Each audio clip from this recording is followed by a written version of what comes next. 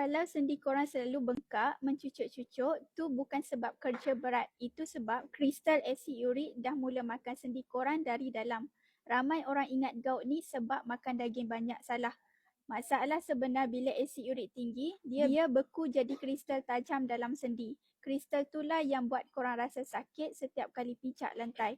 Lutut start bunyi dan jari kaki bengkak merah menyala, sebab tu korang kena pecahkan kristal tu dari dalam. Bukan sekadar tahan sakit, kapsul tapak baru dibuat dari kulit kayu retak herba tropika yang bantu turunkan asid urik tinggi. Larutkan kristal lama dan kurangkan radang sendi. Sendi jadi licin balik, pergerakan pun ringan, tak sakit bila rukuk atau naik tangga. Ramai pengguna dah kongsi baru 2 minggu amalkan tapak baru ni, kaki dah tak bengkak, lutut dah boleh lipat, tidur malam pun tak rasa sakit sendi dah.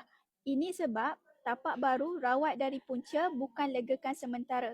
Kalau korang masih tahan sakit gout tu, berhenti buang masa. Klik link di bawah sekarang untuk dapatkan kapsul tapak baru dengan diskaun sebanyak 60%. Stok tinggal sikit je ni. Bertindak sebelum kristal asid urik ni terus rosakkan sendi korang.